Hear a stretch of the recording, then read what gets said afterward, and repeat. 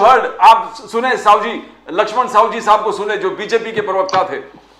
Now he says, कल का जो आपका शो था, लक्ष्मण सावजी, बीजेपी का कहना था कि शिवाजी पार्क में उतना उत्साहित नहीं हुए, it was flop show. How do you react? Because we also, crowds was amazing, पूरा भरा हुआ था, शिवाजी पार्क भरा हुआ था, सब इंडिया अलायंस के सब घटक दल के लोग वहां पर थे. आप कल के जो शिवाजी पार्क वाले चीज को कैसे डिस्क्राइब करेंगे गोपाल तिवारी जी? आप how you going to describe it? Sir, मैंने अभी उनकी कुछ बातें सुनी. हाँ हाँ, थोड़ा उसके बारे में एक दो लाइन में बिल्कुल बिल्कुल, बोलिए सर, बोलिए.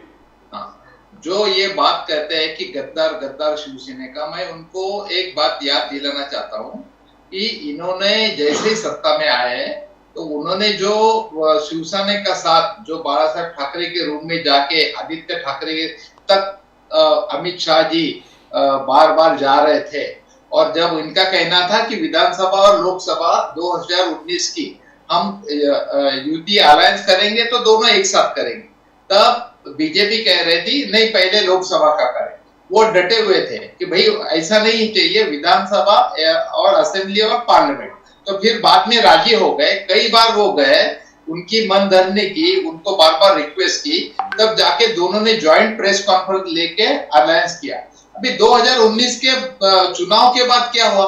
चुनाव के बाद लोकसभा का चुनाव हुआ, विधानसभा का चुनाव हुआ. उसके बाद अगर हम देखते हैं तो बीजेपी क्लियर उनको टालना चाहती थी, या उनकी जो कमिटमेंट है वो देना नहीं चाहती थी, जैसे भी सीएम 2.5 साल के लिए वगैरह बोला था. अभी ये गद्दारी किसने किसके साथ थी? इस सीधी बात है, बीजेपी ने शिवसेना के साथ थी, जहां तक पूरा सामने जो नजरिया आता था वो. और बाद में कई दिनों के बाद जब कोश्यारी राज्यपाल थे तो गवर्नर हाउस में ये सब लोग गए और बाहर आके मीडिया में बोला कि हम गवर्नमेंट नहीं बना सकते. अभी ये उनकी अंदरूनी बात है, तो ये ऐसा कहना कि भाई इनको तलवे चाट रहे, ऐसा कोई बात नहीं. देखो, हम तो पॉलिटिक्स के लिए आए, तो जो वास्तव जो प्राप्त परिस्थिति है उसमें हमारा फर्ज बनता था कि शिवसेना और राष्ट्रवादी का जो प्रपोजल आया, 15 दिन के बाद हमने उनको सपोर्ट किया और एडमिट किया कि चलो हम महाविकास आघाड़ी बनाते